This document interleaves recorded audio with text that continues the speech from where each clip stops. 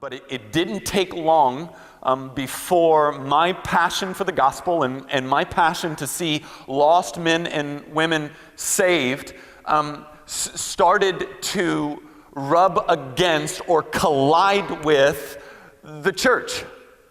And so it wasn't very long, and I can give you dozens and dozens of stories, but really one that kind of broke the camel's back, where I decided if I was going to do this, I wasn't going to do it as a churchman, because the church, more often than not, was an enemy of conversion and not its friend. I'll give you an example. This turn in me, this break in me happened that God has been just disciplining me on ever since. Occurred my freshman year of college when I randomly sat next to I'm a freshman in college, I'm sitting next to a 26-year-old single mother who's coming back to school to try to get a degree, never been to church, didn't know much about Jesus, and so we began this ongoing dialogue about the grace and mercy of Christ in the cross. And so me and some of my crew go over to her house and babysit her daughter. She's actually in an extramarital affair at the time with a married man. And so we talk through that, the wisdom in that.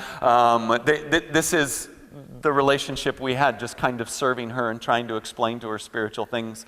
A friend of mine was playing at a church in the area, and so I asked her to come. He was a musician, and so I said, hey, a good friend of mine's in a band, he's playing. Why don't you come hear him? And so she agreed. She thought it would be a concert. I knew better. It was shady. It was excellent. And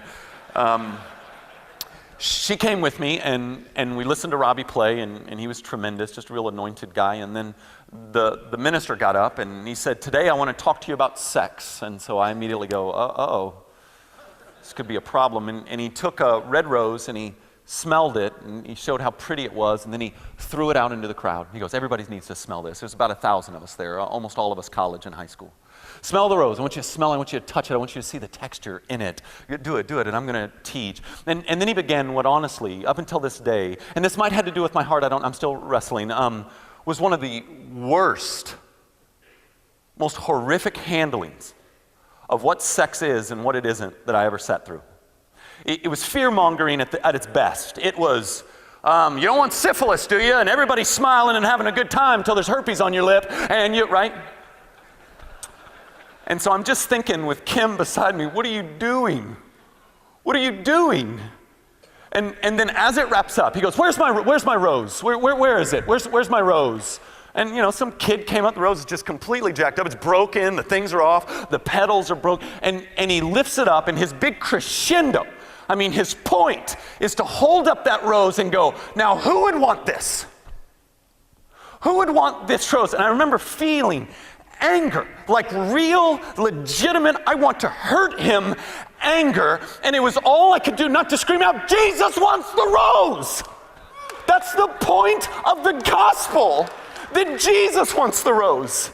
That he made him who knew no sin to be sin on our behalf, that we might become the righteousness of God in him. That while we were yet sinners, Christ died for us. Christ won. You're not even teaching the basics of our faith.